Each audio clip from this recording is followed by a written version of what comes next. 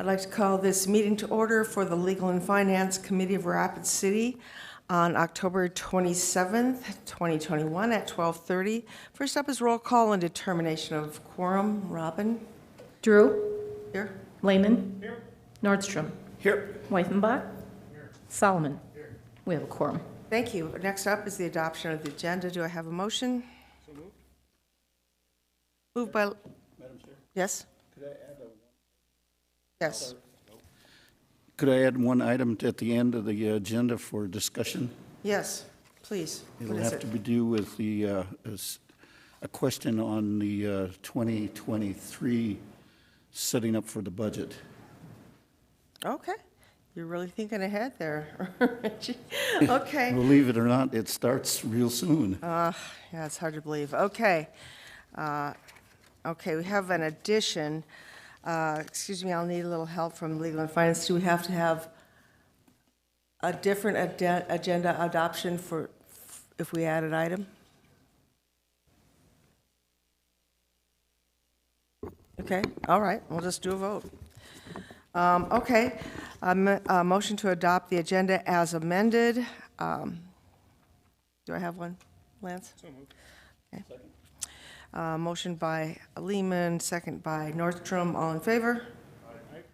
The amended agenda passes. Now it's time for general public comment, a time for the members of the public to discuss or express concerns to the council on any issue not on the agenda. Action will not be taken at the meeting on any issue not on the agenda except by placement on the agenda by unanimous vote of the council members present. I have no slips. Anybody out there? Okay, no. It's pretty easy to see. Now we move on to consent items 1 through 4. I have no public comments on those, so public comment is now closed. Now we go to the committee to see if they'd like to remove anything from the public, or excuse me, the consent items. We've got Richie Nordstrom. Madam Chair, can I suggest that we go to the directors first before we start pulling items? That seems to be a trend, so let's go ahead and see if there's any director's input on any of these 4 items before we move to the council or the committee present.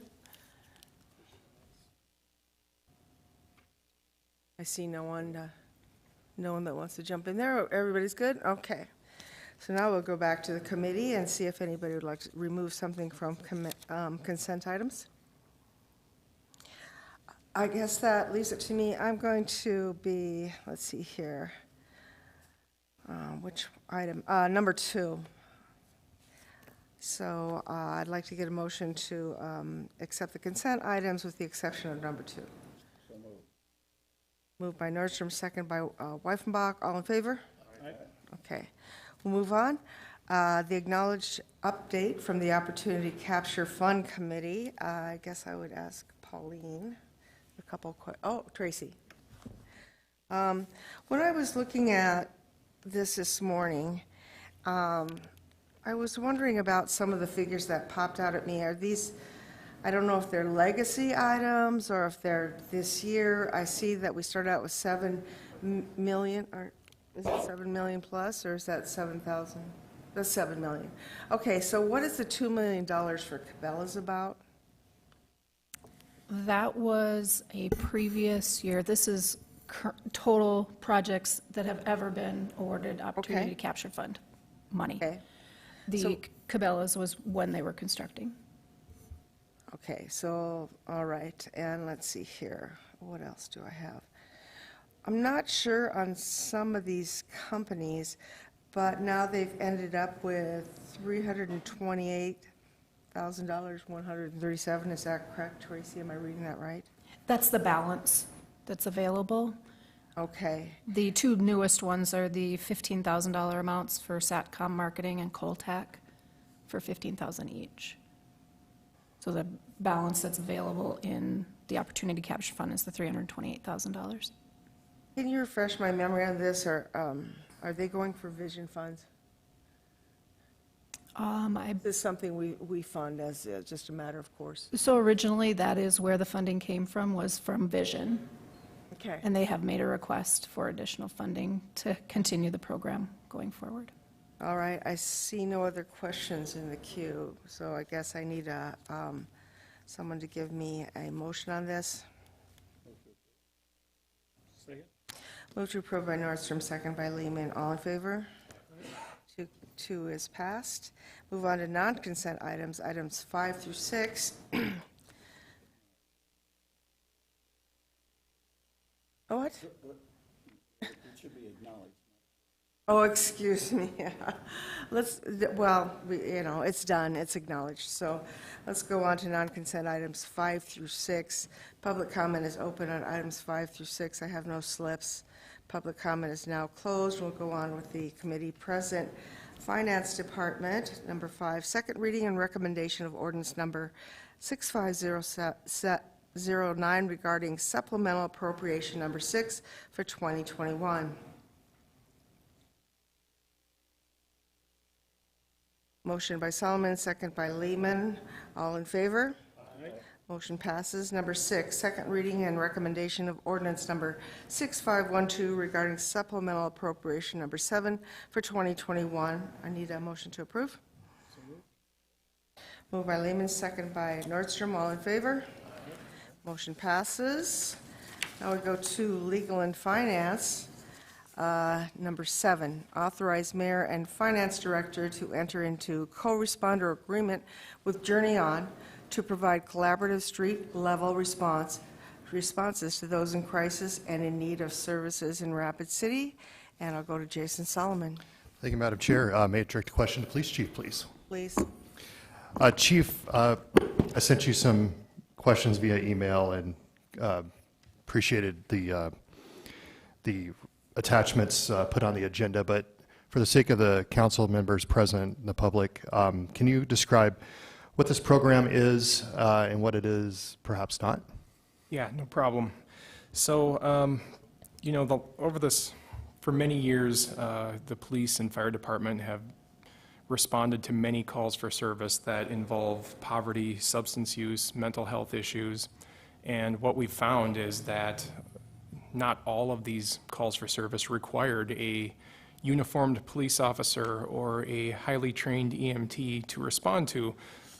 Sometimes folks just need a ride or need direction or need mentoring or need a connection with a service provider. And so we've looked around, we've noted that other communities have looked at programs like this, and it's our job to support everyone in the community, and that includes our vulnerable population. And I think we're going to be able to serve them better by partnering with programs that are focused on outreach, connecting folks with service providers, and mentorship. Okay. One of the things in our conversation earlier that was pretty important was this in no way diminishes the actual police work or even the fire department's emergency response, that police still do the police work, EMTs still do EMT work. Is that correct? That's correct. And if we can get to a point where we have folks that are trained in our community to help us out, it's going to allow us to be free to focus, and I say us, it's going to allow the police department to be free to focus on law enforcement things. So, I'm sure you, council members, you probably get your fair share of speeding complaints and such. And, for example, if we're able to free ourselves up, that could be something that we could spend more proactive time on. And if Chief Culberson wants to chime in too. If I may. Yes. Yes, please. Yeah, I see this as kind of an evolution of our mobile medic program, where we're taking somebody different, because realistically, the fire department, the ambulance service that we have, the one way we can handle these situations is just by transportation. So we transport them to the hospital, and that's not where they need to be. Quite often, and we're finding it most of the time with our mobile medic program, that they need a different level of service, even from what they can provide. So looking at social service type activities. And so this is truly an evolution of that program and working more in conjunction with what law enforcement is doing and getting the right resource to the right place at the right time and getting those folks what they need appropriately. And it isn't always a transportation to the hospital in our case. So yeah, it's not going to change. We are going to be still doing all of that. But it also, like Chief Hedrick said, it frees up the resources. And now our ambulances are going to be still at the station when a cardiac arrest comes in, rather than dealing with something that can be handled by a social service type network. Okay. So for maybe a question for both of you, how will we measure success of this program in a year? Because I think it's a one-year contract. I know there's some an MOU in there to kind of establish, you know, what we're looking for. But how will you know whether this is working or not? What measurements will we use? One thing that I'll mention is our referrals and referrals to the care campus. And not every single referral needs to come from a policeman or a firefighter. And I believe that if we're able to see an uptick in referrals to the care campus, it's going to show that we're utilizing our resources better. Police are going to be able to focus on police things, and service providers are going to be connected closer with the folks that we're trying to serve here. Another thing, potentially someday, calls for service to police and fire could go down in this specific category, because we'll have folks that are out there proactively trying to engage and connect with the vulnerable in our community, so that hopefully we can avoid calls for service by getting to them earlier on, and being more engaged with that population.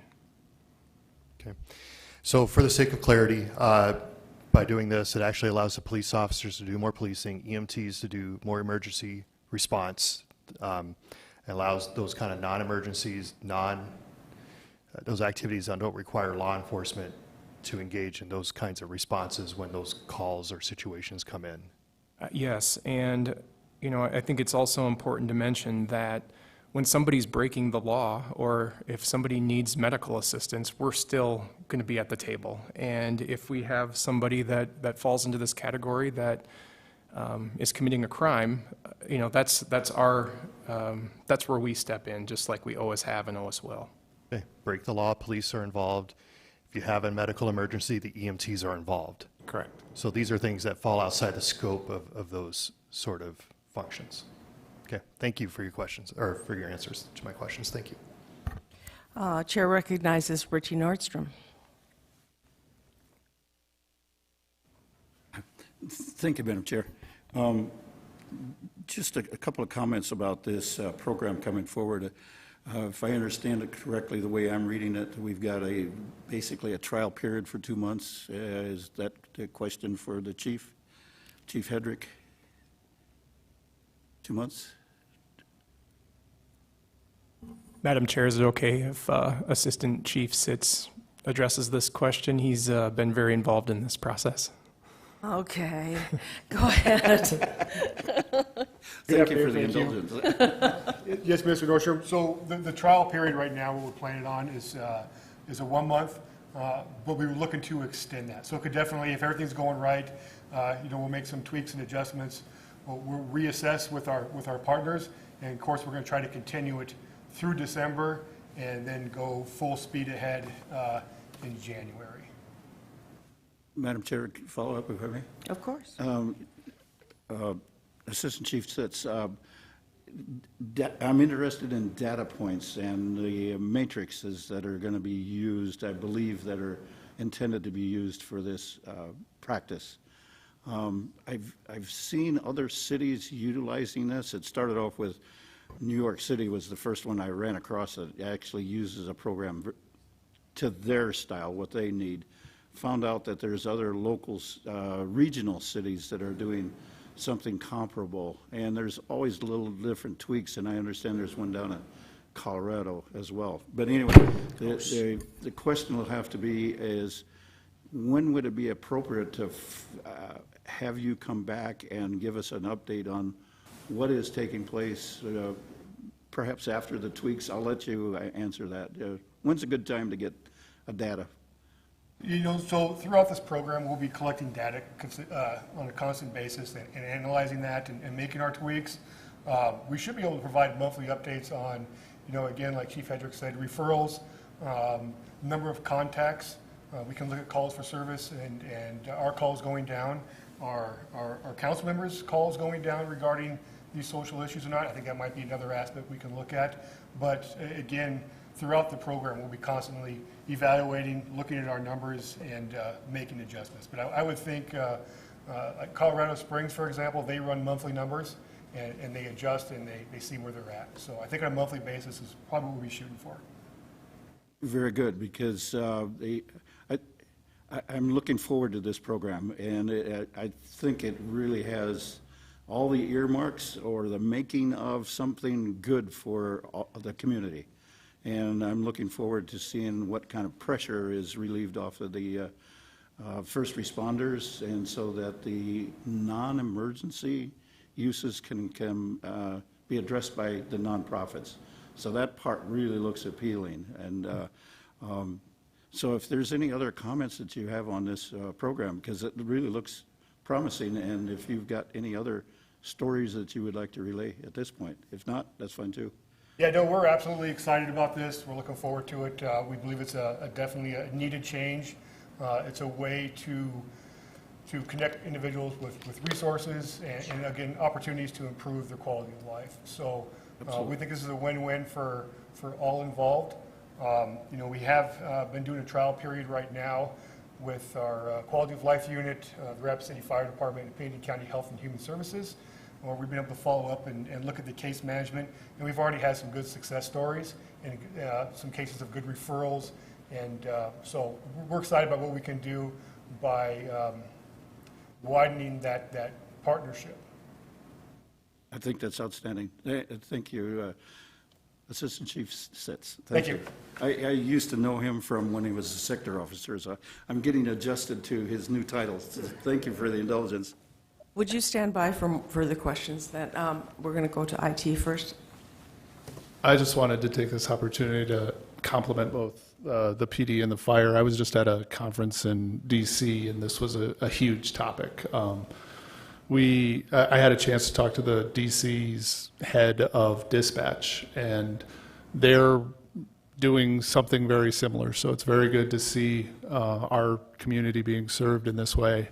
And certainly when it comes to the data, I think one of the important things that we can work on together with IT is figuring out a way to measure this program's success in terms of the actual safety officers out in the field, and making sure that their job satisfaction goes up. And because I know that there's no cop in the world who wants to be in that role 100% of the time. And so I think it could be a win in that regard too, to increase our job satisfaction in our officers. So.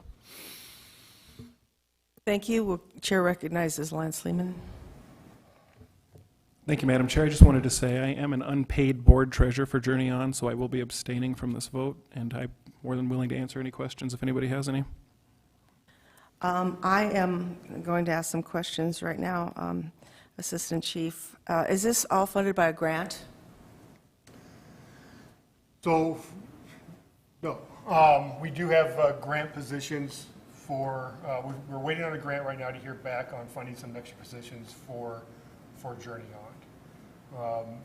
The van,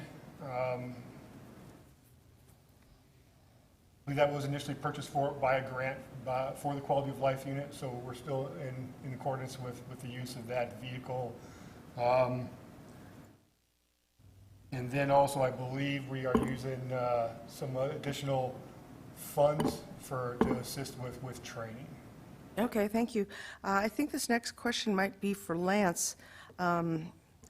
Lance, am I right in saying there are 2 people in this group right now, or do you have a lot? I've only seen 2 names. One is yours and one is Tracy Sygstad. And so could you fill me in on how many people we'd have involved in this? Our board of directors is 7 people currently, and we have a staff of 6 that are out on the street. Okay. So you address people where they are, in other words, right? That's the goal, correct. Okay, so, and that means the streets down by the creek, and any domestic calls that come in as well? We haven't been handling any call volume. We've been trying to be more proactive at this point. I think our relationship with the PD will end up being more of a response unit. Okay, that's great. Do you have Lakota resources on hand for ceremony or anything that these folks might need that's a little bit outside of the box, just some help they could get on that front. Culturally, of course. Culturally, yes. Tracy Sigdestad is Native American, as am I, which I think is important to this mission. And we do have a wonderful relationship with Wyaton Church there in North Rapid. Okay. Okay, let's see here, I'm going to somebody else. Maybe it's Joel or Sits. What is our liability on this? I mean, is there some liability that comes with this if, say, one of those members gets hurt while they're, engaging someone on the street or something like that? Would you like to I can take actually that? jump in here. Journey On has its own liability insurance. We are a 501c3 organization. We do carry our own insurance. Okay. I'd like to follow up with, is there training for people before they go out in the field like this? Correct, and that is where Assistant Chief Sitz was getting at, that some of this funding will go to train our staff even further. And how long has the Journey On been operating? 2.5 years. In this capacity for about 6 months. Do you feel like you've had success with this? This is a really tough assignment you've got. Do you think you've had some success with a group you work There are. with? Tracy could elaborate on more stories, but we have had quite a few success stories with getting homeless off the street and into services. Awesome, okay. Yeah, I might ask her those questions. I would hope she could come on Monday night. I will be sure to invite her. Okay. Just an overall feeling I'm getting here, and I know we're trying to solve this problem. But we have the mission, we have the Hope Center, we have One Heart, we have the Mental Health Center that's just opened up in the CARE campus. I don't want this to become a growth industry or, something that we've put a lot of resources here. I hope it works, but we've really put a lot of time, energy, thought, and money into this particular effort. So I'm just hoping someday we'll get some real data on how this is all working and working together. I understand there's some friction between some of the groups that causes me concern. So I won't go on with that, but, this seems to be a last ditch for us. I mean, I hope this works because we've got so many irons in the fire here. And we have so many other issues on our plate that this can't be the only thing. And I know it's not the only thing we address, but we put a lot of work into it. So that's just my overall view. Chair recognizes Jason Solomon. Thanks, Chair. I think one thing I'm learning by asking all these questions is I don't view this as part of that category. I think this is a program that relieves pressure off of our police officers so they can actually police.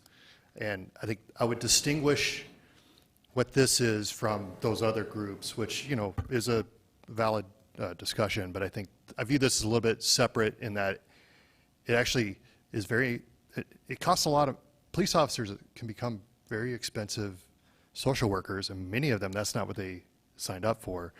That said, there's obviously social dynamics at play when they're dealing with illegal activity in the public. But I see this as the good thing about this, is that it relieves pressure, and I've heard about this since I've been back on, and even on the council, and even prior, that in conversations with police officers, particularly Officer Doyle, would talk to me about we need to relieve pressure off of this so that we can actually get to the other work that we have to do.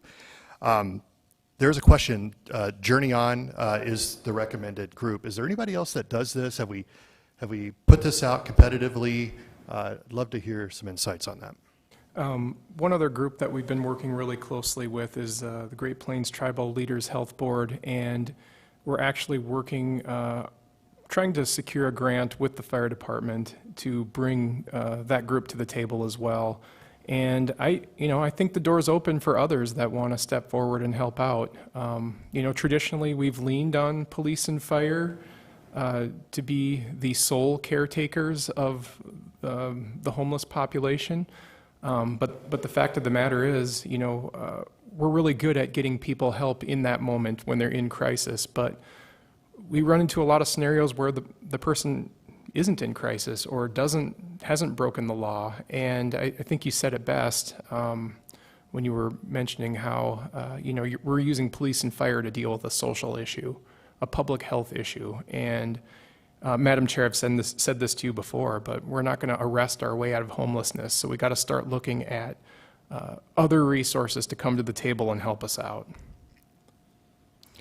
I like the statement. I'm go sorry, ahead, I go still have the floor. I didn't. Go ahead, Jason, I guess sorry. I thought you were I'd done. support this with the great questions that we have on hand. When it was brought to us originally on the agenda, there was no attachments, and so I kind of immediately started asking, like, I don't like, it's a nebulous idea.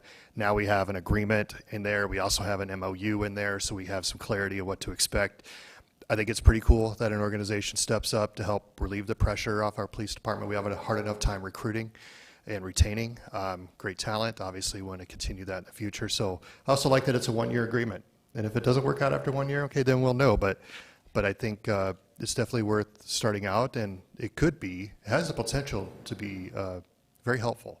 So I plan to support this today. Thanks to everybody for your hard work on this. Also our non-voting member up here today, Lance, as well, who's been a part of that. So thank you all. Chair recognizes Richie Nordstrom. Thank you, Madam Chair, and I thank Chief Hedrick for reminding me that the Great Plains Tribal Chairman's Health Board is becoming involved, and I don't know their exact role today, but I know they are becoming a player in this whole process. So there are some other ingredients that are taking place as well that'll be supportive of this goal or mission of this use of nonprofits with the police department. So this isn't the only, it's not a standalone project, and so with the other ingredients that are taking place, and I'm sure we'll hear from other cities and other communities that what's happening throughout the entire United States. We're not the only ones that are experiencing this issue, and the stories that I get to hear from the National League of Cities on what's happening in other communities, and but anyway, just know, I guess I'm a little concerned about the language being used as a growth industry. I think it's something that has to be thought about, and if we go to the 1 year and find out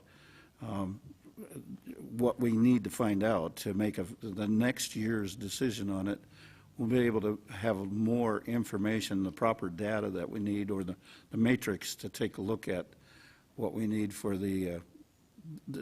either the discontinuation or the continuation of this. But the indications that I've gotten from the other cities, this is an ongoing process. It won't grow. As far as I understand, it's not growing, but it has to be sustained in the other cities. So we'll see what happens with Rapid City. Thank you, Madam Chair. Well, thank you, everyone, for the great discussion on. Jason, if you'd like to make a motion to approve, I can go with that. Motion to approve? Okay. Motion to approve by Solomon, second by Nordstrom. Lehman abstaining. All in favor? Those opposed? And the motion carries, and I look forward to a good discussion on Monday night. So we have the item that was brought to this agenda by Councilman Nordstrom about the 2023 budget. And you have the floor, Richie. Thank you, Madam Chair. Since we are going to be starting looking at the 2023 budget, really, it starts in January. Some of the department directors and staff start looking at their budget for 23 in next January, which is only like 3 months away. And so these folks will be starting to put together something already. But what I'm interested in is leaning on some of the professionals that know how to do this. We did it a couple of years ago, maybe even 3 years ago, pre-pandemic. We did a community survey.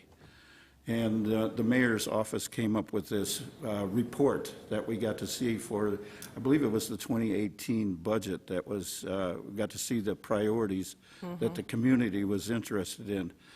And I'm mostly interested in, are those priorities still the same as they were now that we're still in a pandemic mode compared with what we were prior to the pandemic? So if I can lean on some of the folks that have put together that community survey, and if we can do it again.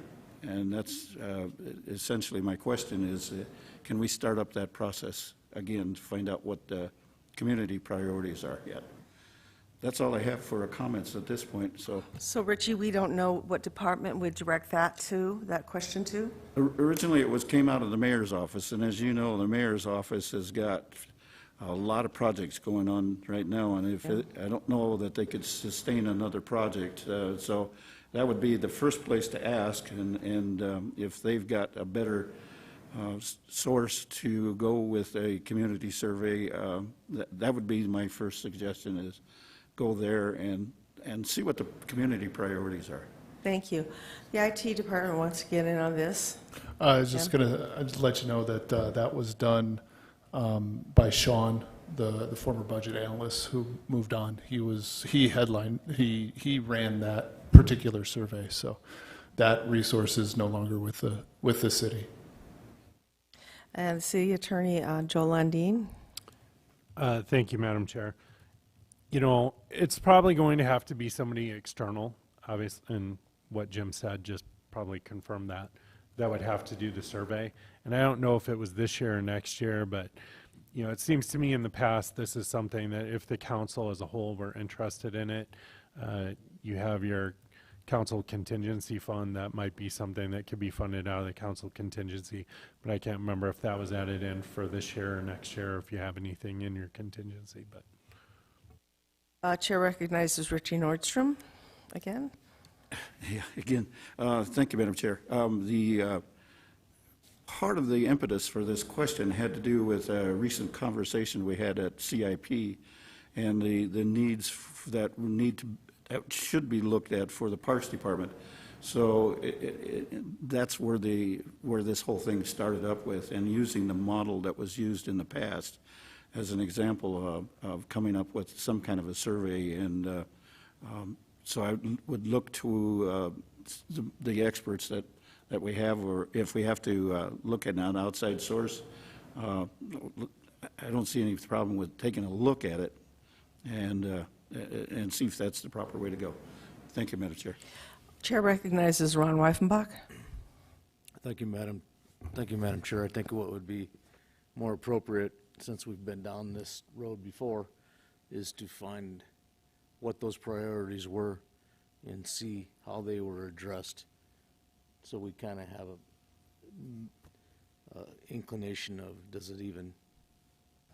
was it something we just threw out there and never followed up on, or did we actually do something with it? Because I think the council people get a lot of input on a daily basis from the priorities of their constituents. So thank you. Well, thank you for bringing this forward, Richie. I think it brings up some good questions, whether we followed it through. COVID certainly derailed a lot of our best intentions, and so I would like to see this come up again. I think it's always good to include the community where we can. Can I ask, who would have the results of this survey? Have you seen it, Richie, or is it one of the directors here? Go ahead, Richie. Yeah, Madam Chair, I just remember seeing the poster that the mayor put together, and he's got a couple of them, and so we can take a look at that, results of that, and then he may have some more information, and as well as since Sean is no longer here, that somebody has got the information somehow that was processed, and all the details that needs to go into what is the survey consist of, who gets it, et cetera. So I think there's plenty of good talent out there that could do this for us. Well, maybe you would contact the mayor, please, and get that to us. I would like to see all the council get that. And we'll put this on the calendar at some point in the future.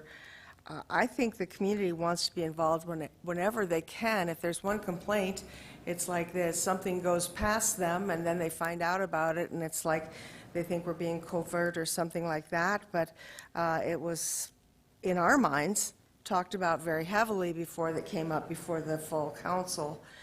So I think it'd be valid to have this kind of a conversation, have this survey. So I will make sure it's on a future agenda, and we can take that up as a part of our discussion. I see no other names in the queue here, so Solomon moves to adjourn. Second by Lehman. All in favor? We're done.